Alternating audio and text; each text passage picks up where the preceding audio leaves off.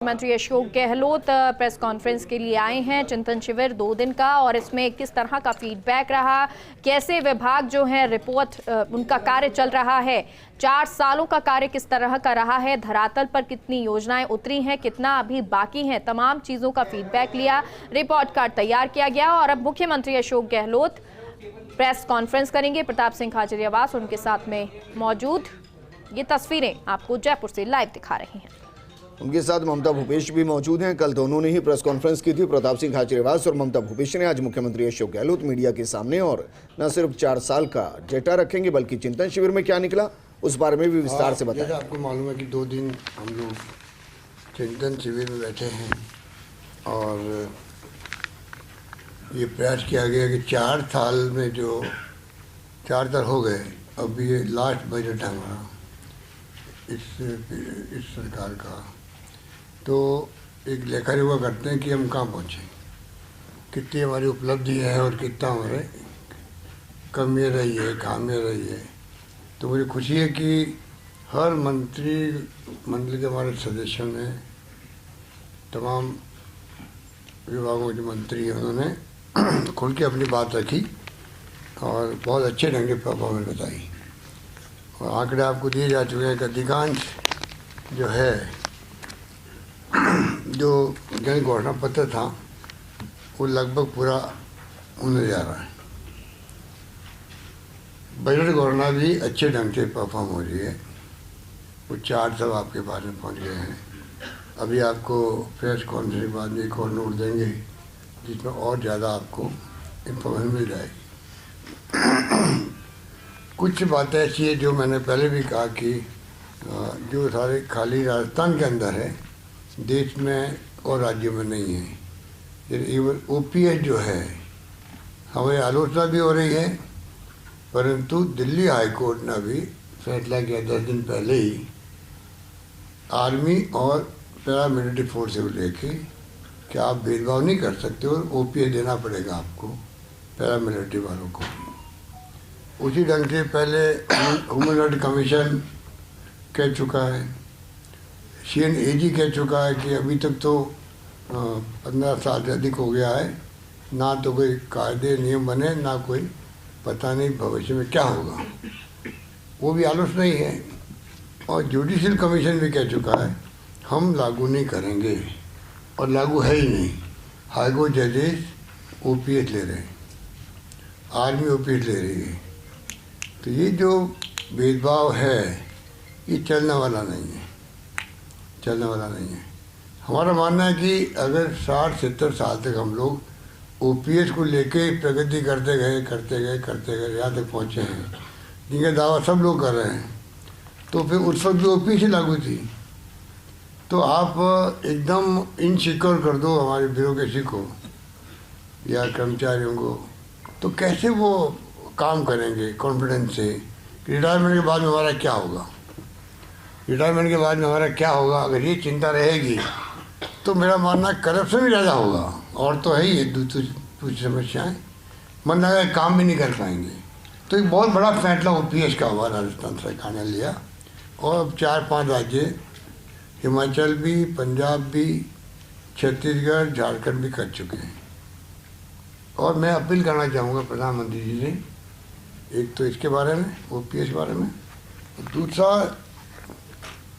Social security, ये अब देश में मुद्दा बनना चाहिए। और राष्ट्रीय बहस होनी चाहिए। जिस प्रकार डॉक्टर मनमोहन सिंह जी ने और श्रीमती सोनिया गांधी जी ने अपने वक्त में, जो यूपीए गवर्नमेंट वक्त में अधिकार आधारित युग की शुरुआत करी, पार्लियामेंट में कानून बना करके right to information, Mahatma Gandhi NREGA, RTE right to education, right to food security, 2 रुपये किलो गेहूँ, 3 रुपये किलो चावल, ये तमाम जो अधिकार दिए थे, उसी प्रकार से वक्त आ गया है कि पार्लियामेंट में कानून बने राइट टू सोशल सिक्योरिटी। जैसे विदेशों के अंदर हर परिवार को जो नीडी हैं उनको वीकली पैसा मिलता है। जीवन व्यापन करने की सिक्योरिटी वहाँ पर है। उसी ढंग से जीवन व्यापन कर सके हर परिवार, BPL, non BPL, Antyodaya, NFSA वाले, सबको मिला लीजिए आप। तो उसके अलावा भी हो सकता है EWS वाले भी हों। हर व्यक्ति को अधिकार है कि वो जिंदगी, जब तक वो उनका जीवन है तब तक सोशल सिक्योरिटी में उसको सरकार की तरफ से सहायता मिलेगी। और ये तभी संभव है तब अभी जो पेंशन हम दे रहे 1 करोड़ लोगों को दे रहे हैं राजस्थान में, और कहीं ज़्यादा कहीं कम। अब यूपी है, वहाँ हमसे डबल ट्रिपल आबादी होगी। हम दे रहे 90 लाख 1 करोड़ के बीच में है, वो दे रहे होंगे 40-50 लाख लोगों को। तो ये आप समझ सकते हो कि राज्य पे डिपेंड कर रहा है क्या क्या शर्तें लगाते हो नहीं लगाते हो। इससे सबका भला नहीं होगा। वो तभी होगा तब सोशल सिक्योरिटी कानून बने पार्लियामेंट के अंदर। और इसके लिए हम लगातार, हमारी पार्टी कांग्रेस भी, जो राहुल गांधी जी जो निकल पड़े यात्रा में, उनका मुद्दा भी यही है कि देश में शांति, सद्भाव, भाईचारा रहे। तो वो तभी रहेगा तब आप सोशल सिक्योरिटी दोगे लोगों को। और इसीलिए वो महंगाई, बेरोजगारी, गरीब अमीर के बीच में जो खाई बढ़ती जा रही है वो तभी कम होगी। कम से कम आप जीवन व्यापन तो करवाओ हर व्यक्ति का। एक मजदूर भी जो होता है, जब सही साथ नहीं देता है तो बुढ़ापे के अंदर वो क्या करे, वो घबरा जाता है कि ज़िंदगी कैसे निकलेगी। कई बार घर वाले उसका ध्यान रखने की स्थिति में नहीं होते हैं, रख नहीं पाते हैं। आप जानते ही हो कि अलग अलग परिवेश होता है परिवारों का। तो ये बात दिमाग में रही, और इसके लिए आज हमने कैबिनेट में हाथ खड़े करवा के भी प्रस्ताव पास किया है सर्वसम्मति से, कि एक प्रस्ताव हम बना के भेज रहे हैं कि राजस्थान गवर्नमेंट मंत्रिमंडल मांग करती भारत सरकार से कि आप इस प्रकार से इसको लागू करें, एक्ट बना के पार्लियामेंट के अंदर। हमारा मकसद ये है। दूसरा, हमने जनरल डिस्कशन जो मैं बता रहा हूँ आपको, बाकी तो हर विभाग की समीक्षा हो रही है, बातचीत हो रही है, चर्चा हो रही है, और क्वेश्चन आंसर भी हो रहे हैं आपस के अंदर। जिनका आशंका हैं वो अपना आशंका दूर भी कर रहे हैं। तो अच्छे ढंग से डिस्कशन, बहुत ही अच्छे माहौल में, अच्छे ढंग से, बहुत ही मैं समझता हूँ कि प्रभावशाली तरीके से डिस्कशन चल रहे हैं। विपक्ष के बाद में आलोचना करना कोई मुद्दा नहीं है राजस्थान के अंदर। इसलिए वो क्या कर रहा है, अब जैसे आप सब मीडिया के साथी बैठे हुए हैं, आप मेरी भावना को समझ जाएंगे और प्रदेशवासी समझ जाएंगे। अब ACB अगर छापा नहीं डाले गए किसी राज्यों में, इसका मतलब वहाँ करप्शन है ही नहीं विपक्ष के हिसाब से। और हमारे यहाँ ACB 0 टॉलरेंस रख रही है करप्शन को लेके, 0 टॉलरेंस। उसको ये कहते हैं साहब बहुत करप्शन है। तो इससे बड़ी मूर्खता क्या होगी कि जहाँ ACB छोड़ नहीं रही है, सरकार कहती संवेदनशील, पारदर्शी जवाब दे प्रशासन देंगे, और 0 टॉलरेंस की हम बात करते हैं।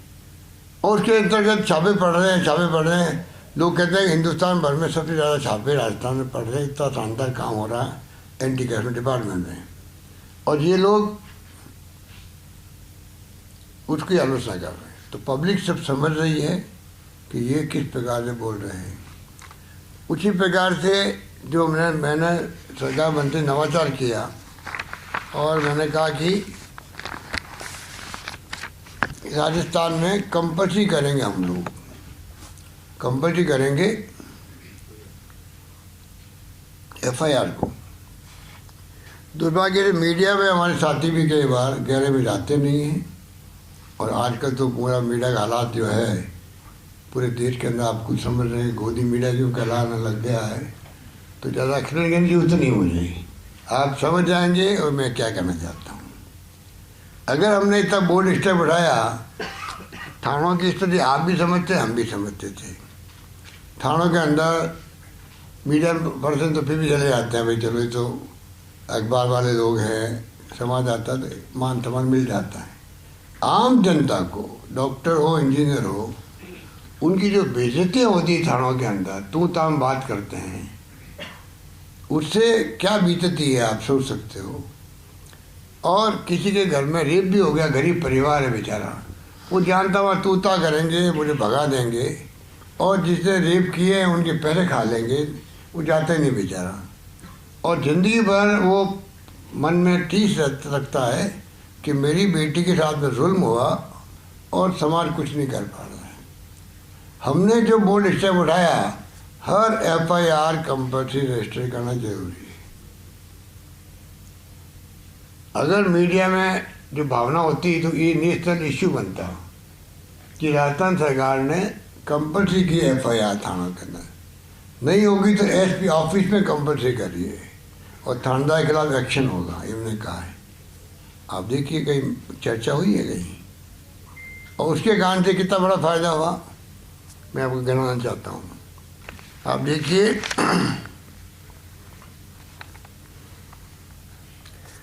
FIR अनिवार्य करने के बावजूद भी जो क्राइम कंट्रोल हमने किया है और लोगों में भय पैदा हो गया है, अब FIR लॉन्च होगी कंपल्सरी, इसके कारण भय ही पैदा हुआ। उस भय के कारण देखिए आप 19 के तुलना में 21 के अंदर 5% अपराध कम हुए हैं। MP में, हरियाणा में, गुजरात, उत्तराखंड में, 17 राज्यों में और केंद्र शासित प्रदेशों में अपराध अधिक दर्ज हुए। गुजरात में अपराधों में करीब 69%, हरियाणा के अंदर 24% और MP में 20% की बढ़ोतरी दर्ज की गई। हमने कंपल्सरी की तब भी 5% कमी आई और इनकी बढ़ोतरी हुई है। ये आंकड़े मेरे नहीं हैं, NCRB जो भारत सरकार की बुकलेट निकलती है, नेशनल क्राइम रिकॉर्ड ब्यूरो,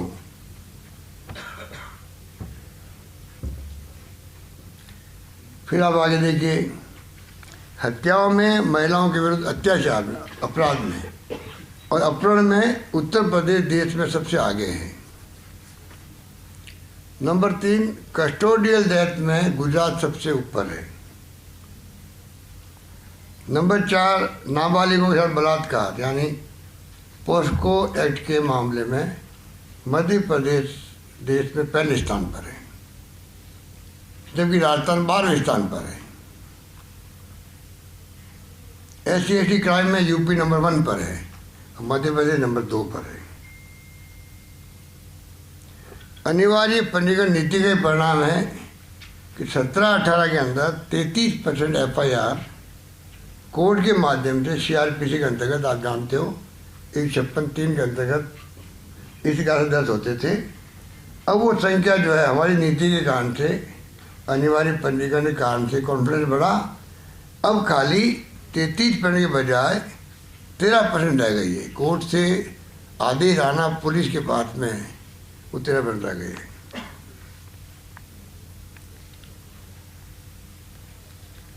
इसी प्रकार से आप देखिएगा 17-18 बलात्कार के मामलों में अनुसंधान जो है 274 डेज, 274 दिन लगते थे, आज 68 डेज लगते हैं, 68 डेज लगते हैं, सिर्फ 68 दिन। कहाँ 274 और कहाँ 68। पोस्को के मामले में भी अनुसंधान का समय जो है औसत 232 दिन था, वो 66 दिन रह गया, 66 दिन रह गया। SC/ST के अंदर भी 51 मामले अदालत के माध्यम से CRPC 156(3) से दर्ज होते थे 15 के अंदर, अब सिर्फ 10% रह गए। ये FIR के अनिवार्य पंजीकरण नीति का परिणाम है।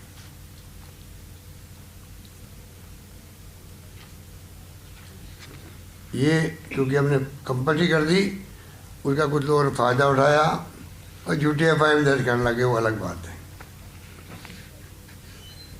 उसके बावजूद हमारी नीति कायम रहेगी।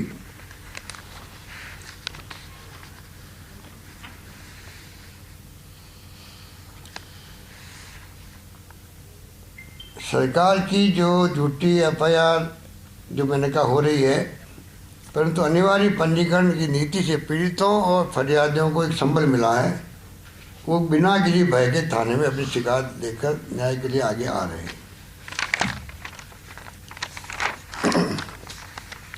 बलात्कार के प्रकरणों में राजस्थान में सजा का प्रतिशत जो है आप देखिएगा 48% है राजस्थान के अंदर, और राष्ट्रीय स्तर पे मात्र 28.6% है। मतलब आप देखिए राष्ट्रीय औसत से राजस्थान में 48% तक हम बलात्कार प्रकरणों के अंदर पनिशमेंट का जो प्रतिशत है सजा हुई है वो 48% लोगों हुई है। राष्ट्रीय एवरेज 28.6% है। और महिला अत्याचार के प्रकरणों में भी राजस्थान में सजा का प्रतिशत 45.2% है, लेकिन राष्ट्रीय स्तर पर 46.2% ही है। महिला अत्याचार के प्रकरणों की पेंडिंग जो प्रतिशत है वो 9.6% है राजस्थान में, और जबकि राष्ट्रीय स्तर पर 31.7% है। ये एनसीआर की बुक में है। फिर भी हमारे मित्र लोग जो हैं, हमारे साथी विपक्ष के, आईपीसी के प्रकरणों में राजस्थान में पेंडिंग प्रतिशत करीब 10% है और राष्ट्रीय स्तर पर 35.1% है। अब आप बताइए मुझे, जानबूझ कर के राजस्थान में क्राइम बढ़ रहे हैं, रेप हो रहे हैं। आप हालात देखिए पूरे देश के अंदर। जो मैंने आपको फिगर दिए मेरे फिगर नहीं है, ये फिगर एनसीआर की बुक के हैं। कहने का मतलब है विपक्ष में इतना साहस नहीं है कि कम से कम जो फिजिकली फैसले हुए हमारे, ये कोई फैसला एक थाने के लिए हुआ नहीं है, पूरे राजस्थान के लिए हुआ। कोई कंपल्सरी एफआईआर करेंगे, ये नीतिगत फैसला था। क्या एक शब्द भी हमारे किसी के मुंह से निकला विपक्षी नेताओं से कि भाई ये कम से कम इन्होंने फैसला ठीक किया है? लागू होने की कमियां बता सकते थे, वो सुझाव दे सकते थे, पर कुछ नहीं उनको, क्योंकि वो इतने बुखला गए हैं कि 4 साल की हमारी उपलब्धि है शानदार, बेमिसाल। 4 साल की हमारी जो बजट घोषणा है बेमिसाल है। उनके तो मुंह पे ताले लग जाते हैं, उनको तो छिपके रहना पड़ता है असेंबली के बाहर, तो मीडिया से क्या बात करें। ऐसी स्थिति हमने बना दी इनकी।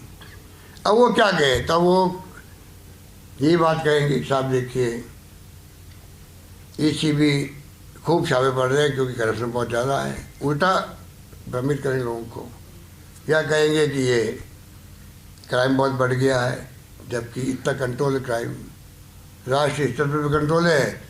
राज्यों को मैंने आपको सुनाया, राज्यों के कम तुलना बताई मैंने आपको। अब आई बात आपके, हमें चिंता है कि चुनाव आ रहे हैं, तो ये हर मौका ढूंढते हैं कि सांप्रदायिकता कैसे फैले राजस्थान में।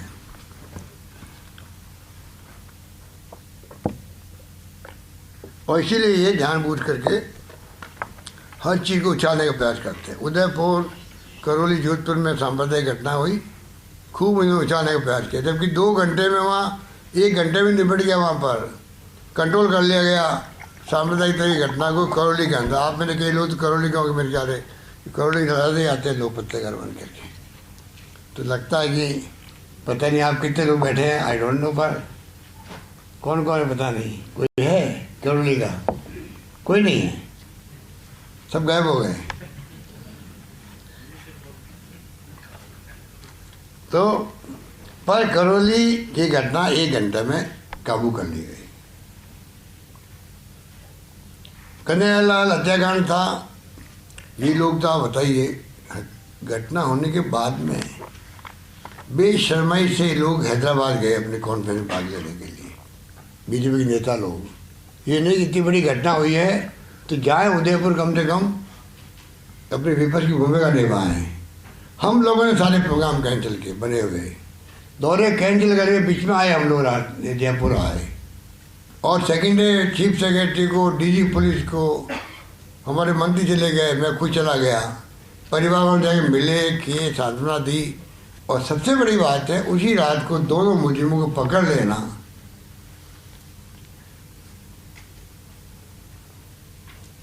वरना वो आग लगा देते लोग अगर नहीं पकड़े जाते वहाँ पर। अभी ये राजू ठेठ की जो हत्या हुई है वो खुद ही क्रिमिनल आदमी था, उसको ही बनाने लग गए लोग। तो वहाँ बीजेपी कांग्रेस करने लग गए और उनको पकड़ लिया रात भर में, चारों लोगों को। हमारे यहाँ केस ऑफिसर स्कीम जो बनाई गई है उसके अंतर्गत बहुत फास्ट ट्रैक से सुनवाई होती है। अभी तक 8 लोगों को फांसी और 300 लोगों से ज़्यादा को उम्र कैद हो चुकी है राजस्थान के अंदर। एडिशनल एसपी रैंक का अधिकारी हर जिले में लग गया है महिला अत्याचार को सिर्फ देखने के लिए। महिला अनुसंधान यूनिट अलग बना दिया हम लोगों ने। और स्वागत कक्ष हिंदुस्तान में कहीं नहीं है। 4 लाइन लिखते हुए भी संकोच होता पत्रकारों को कि स्वागत कक्ष थानों के अंदर बनना हिंदुस्तान के इतिहास में पहली बार हुआ।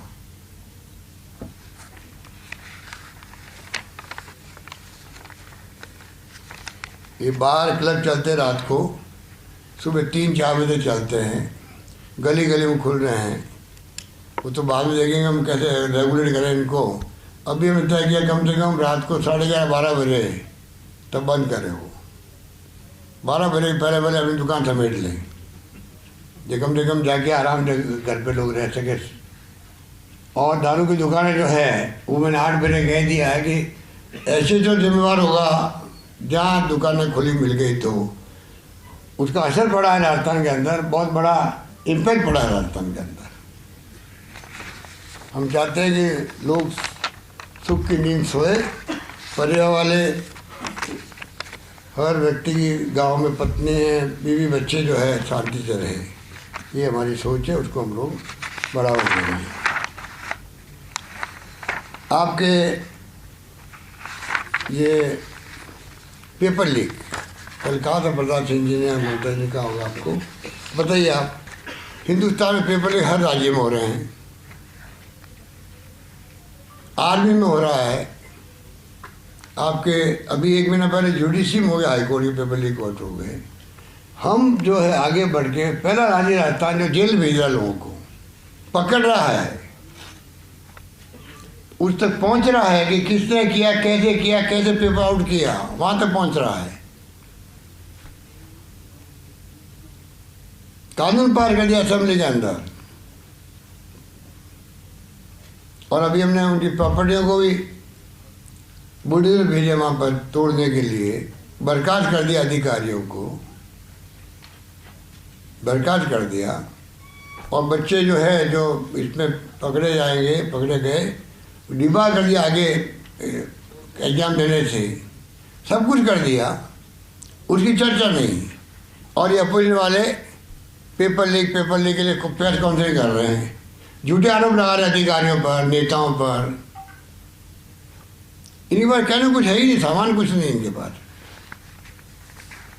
इसीलिए अमित शाह जब आए थे जयपुर तो मुझे बताया गया, सच्ची क्या है, तो पत्रकार मित्र ज़्यादा जानते होंगे, उन्होंने इनको झाड़ा अपने ऑफिस के अंदर। जब इन्होंने कहा साहब ये सरकार कुछ नहीं कर रही, वो नहीं कर रही, तो बकवास करते हो। सरकार बोली 4 साल में तुम लोगों ने एक आंदोलन खड़ा नहीं किया राजस्थान के अंदर। ये मैंने सुना है, सच्चाई क्या मैं उस पर नहीं जाना चाहता। जो मैंने सुना बता दूँ, एक मीटिंग में भी था वहाँ पर, नॉर्थ काउंसिल मीटिंग थी, वही जब आए थे। हम लोगों ने अपनी परफॉर्मेंस दी उनको कि किस प्रकार राजस्थान में क्या प्रॉब्लम्स है स्टेट इंटर स्टेट के। हम अपने जो भावनाएं थी उनको बताइए, OPS वाली भी और मेरे ख्याल से, और इसमें बताइएगा आप जाके प्राइम मिनिस्टर को कहिएगा कि लागू करें पूरे देश के अंदर चिरंजीवी योजना वाली। उसके बाद मुझे तो बीजेपी वाले कह रहे हैं कि साहब ऐसी स्थिति बन गई वहाँ पर। अब पता नहीं सच क्या है झूठ क्या है, तो आप लोगों मेरे को पूछा होगा तो मालूम होगा आपको, पर मैंने सुनाई तो मैंने आपको शेयर कर दिया। तो कहने का मतलब ये है कि 2 दिन की जो हमारी मीटिंग है बहुत फ्रूटफुल है, बहुत इफेक्टिव है। और पहले भी याद होगा आपको, हमने प्रयास किया किस प्रकार लेकर का करना चाहिए। ये आंतरिक मीटिंग थी हमारी, आंतरिक मीटिंग थी, आप पर बैठ के बातचीत करी और एक से बढ़ के एक सुझाव आए, उसी रूप में हम लोगों ने अभी असेंबली आ रही है, सब तैयारी शुरू कर रहे हैं हमारे मंत्रीगण भी। और असेंबली में आएगा बजट, आएगा हमारा 8 तारीख को, 8 तारीख को बजट ला रहे हैं हम लोग, 8 फरवरी। और 23 को असेंबली शुरू हो रही है। बजट जो है वो इंक्लूसिव होगा। कोशिश करते हैं कि जैसे मैंने पिछली बार किसानों के लिए अलग बजट पेश किया था और 12 मिशन बनाए थे हमने अलग अलग कृषि क्षेत्र को लेके। तो मिशन मोड पे किसानों के लिए हमने प्रयास शुरू किए राजस्थान के अंदर। उसी ढंग से हम चाहेंगे कि अब जो बजट आए इस बार किसानों का आएगा अलग से बजट, परंतु फोकस जो है इस बार यूथ को, स्टूडेंट को रखना चाहते हैं, महिलाओं को। जो सुझाव आएंगे हम चाहेंगे उस पर समावेश करें।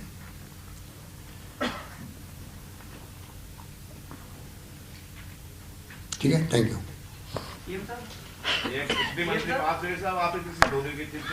एक और बात कहना चाहूँगा, एक सेकेंड, कि सबसे खुशी की बात यह है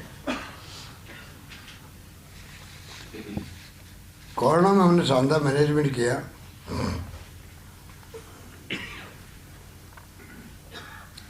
अभी हमने भी कहा कि जो ये अनैतिक काम करेगा कोई कर्मचारी, और जिस प्रकार भ्रष्टाचार तो करेगा ही करेगा, अनैतिक कार्य करेगा और अपने जानबूझ करके पब्लिक स्कीमों को लागू करने में कोताही करेगा। अभी पैसा गाँव के संग पैसा सर्वेक्षण अभियान चल रहा है, उसमें कई जगह नगर पालिकाओं के जो ईओ है, अधिकारी है, वो कॉपरेट नहीं कर रहे। 10 लाख का टारगेट था, अभी 6 लाख पहुंचा है। तो हमने तय किया कि भाई अगर कोई जानबूझ के सब कुछ कर रहा है, ऐसे लोगों को खाली एपीओ और सस्पेंड करने से काम नहीं चलेगा, इनको बर्खास्त करना चाहिए सरकारी नौकरी से। सबसे खुशी की खुशखबरी ये है कि अभी राजस्थान की जो स्थिति है देश के अंदर, हमने हर क्षेत्र में जो बजट पेश किए थे, लागू बजट पेश ही नहीं किए, हमने लागू भी किया, उनको इम्प्लीमेंट किया है। जो हमारे पूछ रहे थे हमारे नेता प्रतिपक्ष की, पैसा कहाँ से आएगा? पैसा आ भी गया, पैसा खर्च भी हो गया, टेंडर निकल गए, वर्क ऑर्डर दे दिए, ऑफिसर खुल गए, तहसील, उप तहसील, एसडीओ ऑफिस, नगर पालिकाएँ, महाविद्यालय, गर्ल्स के, बॉयज़ के, यूनिवर्सिटी, जो भी करना था हमने, जो वादे किए हमने निभाए, वर्क ऑर्डर दे दिए, ऑफिसर खुल गए, तहसील, उप तहसील, एसडीओ ऑफिस, नगर पालिकाएँ, महाविद्यालय, गर्ल्स के, बॉयज़ के, यूनिवर्सिटी, जो भी करना था हमने, जो वादे किए हमने निभाए। हर क्षेत्र में प्रगति की है। पानी, बिजली, शिक्षा, स्वास्थ्य, सड़कें, उसी जीडीपी बनती है। और उसी कारण से आज देश के अंदर नंबर 1 पे है आंध्र प्रदेश 11.4% और राजस्थान है 11.04% में। दूसरे नंबर पे देश में विकास की दर जो है वो राजस्थान की है। इस बात की हम सबको प्रसन्नता, गर्व होना चाहिए। बताइए। राइट फॉर सोशल सिक्योरिटी की आपने बात की, राइट फॉर सोशल सिक्योरिटी, तो जो राइट फॉर सोशल सिक्योरिटी है वो छोटे छोटे देशों में नियंत्रण कानून की बात कर रहे हैं, क्योंकि उसके बिना संभव नहीं है सर। सोशल सिक्योरिटी की आप बात कर रहे हैं, आपने कैलकुलेशन की दिखती है। देखिए, अमेरिका में है, इंग्लैंड में है, सब जगह है, सब राज्यों में है। और सुनिए आप आगे, अगर आपने क्वेश्चन किया ही है तो जवाब देता हूँ आपको। ओबामा केयर अमेरिका के अंदर फेल हो गई और हमारे यहाँ चेंज योजना दौड़ रही है। ठीक है, और कोई? कृष्ण गोपाल शर्मा सर, मेरा सवाल यह है कि जो 2 दिन का मंथन आपने चिंतन किया है, जो जितने भी सुझाव आए हैं, उस पर आपने कोई प्रस्ताव या कंक्लूजन तैयार किया है, कोई रोड मैप तैयार किया है जिस पे आगे काम होगा और फिर से इसका रिव्यू किया जाएगा? अभी तो मीटिंग चल रही है, उठ के आए आपके लिए, और उसके बावजूद भी रोड मैप भी तैयार दिलो दिमाग में सबके हुआ है।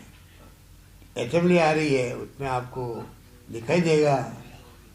और आप निश्चिंत रहे कि 4 बजट 5वां बजट आ रहा है, तो फिर आप उसका इंतजार भी कीजिए। रोड मैप आपको और मालूम पड़ेगा। मुख्यमंत्री जी चलो सर, मेरा क्वेश्चन ये है, तो एक मिनट भाई, 2 दिन तक आप रेफरी रहे, 2 दिन आप रेफरी बने यहाँ पे, कितने मंत्री फर्स्ट डिवीजन पास में, कितने सेकंड डिवीजन आए, कितने थर्ड डिवीजन आए,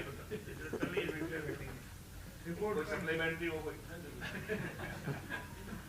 हमारे मंत्रियों के बारे में मैं आपको शेयर करूं, सारे मंत्री आए क्या? जोरदार मामला भाई।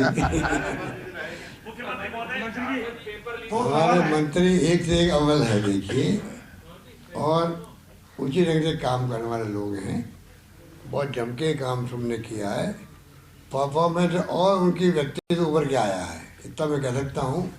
अभी जो मैं सुन रहा हूँ सब मंत्रियों से, तो मुझे लगा कि बहुत कॉन्फिडेंस है उनके अंदर काम करने का, पकड़ है अपने डिपार्टमेंट के अंदर, उचित ढंग से काम हो रहा है। खाली एक मुख्यमंत्री भी काम कर सकता है, बजट पेश करना एक बात है, इम्प्लीमेंट करना दूसरी बात है। इम्प्लीमेंट तब होता है जब मंत्री लोग सब कॉपरेट करते हैं, अपने विभाग में पकड़ सकते हैं। बड़ा सवाल है क्या बोले सर? मुख्यमंत्री जी। मुख्यमंत्री महोदय, सर, एक- 4 साल आपके सरकार के सामने बहुत सारी चुनौतियां आई और आपने बखूबी उसका मुकाबला किया। आगामी 1 साल में आप सबसे बड़ी और कौन कौन मुश्किल आएगी? सबसे बड़ी किस चुनौती को समझते हैं और उसके लिए आपका रोड मैप बताओ। मैं कोई चुनौतियाँ तो आप समझते हो, मैं तो समझता नहीं चुनौतियों को। मैं तो बिल्कुल गवर्नेंस करनी है, जो जिम्मेदारी होती है उसे निभाता हूँ मैं, पूरी ईमानदारी से, निष्ठा से, समर्पित होकर, और पब्लिक इंटरेस्ट के अंदर। मेरा देश जिंदगी का यही है, मैं आम जनता के लिए क्या सेवा कर सकूं, अंतिम व्यक्ति तक मैं कैसे पहुंच सकूं, सोशल सिक्योरिटी में कैसे लागू कर सकूं, कोई भूखा नहीं सोए। मैंने कहा था कोरोना में, पूरे प्रदेशवासियों ने उसको निभाया और बहुत कामयाब किया उसको। आज सुप्रीम कोर्ट को बोलना पड़ा कि देश में कोई भूखा नहीं सोना चाहिए, सुनिश्चित करे केंद्र सरकार। ये हमारे सरकार की भावना थी, सुप्रीम कोर्ट ने प्रकट की, मेरे लिए गर्व की बात है। चिंतन और मंथन के बाद सर ये मुख्यमंत्री जी, आप राजस्थान की मुखिया हैं और राजस्थान के मुखिया होने के नाते आपका छोटे छोटे मुद्दे पे जैसे कोई लैक रह जाता है तो उसके लिए पड़ोसी राज्य को ये कहना कि भी वहाँ पे इतना होता है, एमपी पे होता है, तो उस पर आप क्या कहेंगे? क्या? जैसे राजस्थान के आप मुखिया हैं और कोई बात होती है तो उस पर आप ये कहते हैं कि भाई यूपी में ये हो रहा है। मैंने तो नहीं कहा, मैंने कहा आपने कहा ना यूपी में ना कुछ नहीं कहा। मैं तो कहा एनसीआर की बुक में क्या लिखा हुआ वो बताया आपको? मैं नहीं कहता हूँ। सर ये चिंतन और मैं तो मंथन आप ठीक कह रहे हो, मुझे मेरी राज्य की चिंता करनी चाहिए। वो तो मैंने कहा कि एनसीआर की बुक में लिखा हो, मैंने आपको खाली कोट किया। मुख्यमंत्री जी, 2 सवाल है मेरे। सवाल पहला ये है कि आप गुड गवर्नेंस की बात करते हैं, हमने एक खबर की है, हम घाटगेट से रामगंज तक गए, वहाँ सारे बरामदे चौक हैं सर, कार्रवाई और जगह हो जाती है लेकिन वहाँ नहीं होती है। हमने इस पर विपक्ष से भी बात की, अभी आज ही सुबह बात करी थी, उन्होंने तुष्टिकरण का आरोप सरकार पर लगाया। वहीं सर अभी सड़क सुरक्षा सप्ताह चल रहा है, लेकिन ऐसे इलाकों में जो अल्पसंख्यक समुदाय के इलाके हैं वहां पर कोई इस तरह की सड़क सुरक्षा जैसा कुछ नहीं हो रहा है। रामगंज में सर पॉइंट नहीं है ट्रैफिक पुलिस का, लोग बिना हेलमेट जाते हैं, जिंदगी से खिलवाड़ हो रहा है। देखिए किस गली मोहल्ले में क्या हो रहा है, वहाँ तक आप पहुँच गए, बहुत अच्छी बात है। बहुत अच्छी बात है कि आप जाके एक गली देख के आ गए और आप ऐसा क्वेश्चन मुझसे कर रहे हो विपक्ष क्या कह रहा है। विपक्ष के डीएनए में वही है जो वो कह रहा है। सर ये मोदी जी ने भी अभी राष्ट्रीय कार्यकारिणी की बैठक में बोला है कि जीत का मंत्र दिया है, कहा है कि मुसलमानों के बीच में जाए बीजेपी, अनाप शनाप ना कहे मुस्लिमों के लिए, और जो केंद्र सरकार की योजनाएं हैं वो ज्यादा से ज्यादा मुस्लिमों को थे, इस पर फोकस किया है मोदी जी ने अभी कार्यकारिणी की बैठक। ये बात बताओ जो अभी क्वेश्चन पूछ रहे थे ना, विपक्ष कह रहा है, तुष्टिकरण कह रहे हैं, उनको बताओ। सर ये चिंतन और मंथन के बाद अमृत जो निकल के आया है, चिंतन और मंथन के बाद जो अमृत निकल के आया है, उसे क्या मानते हैं, कौन सा क्या खास उसमें पॉइंट? अभी तो मैंने कहा अभी मीटिंग चल रही है भैया, उठ के आया हूँ बीच में। एक और काम हमने किया अभी उत्तराखंड के वक्त में, जब त्रासदी आई थी बद्रीनाथ केदारनाथ के अंदर, तब हम लोगों ने नौकरी दी थी सबको, जो परिवार वाले राजस्थान के लोग थे और जो चल बचे, उसमें हमारे नेविचंद चंद भी थे जो पीसीसी में हमारे काम करते थे। तो सरकार बदली तो जिनकी नौकरी लगी हुई थी उस सरकार ने उनको वापस निकाल दिया और उस स्कीम पर रोक लगा दी।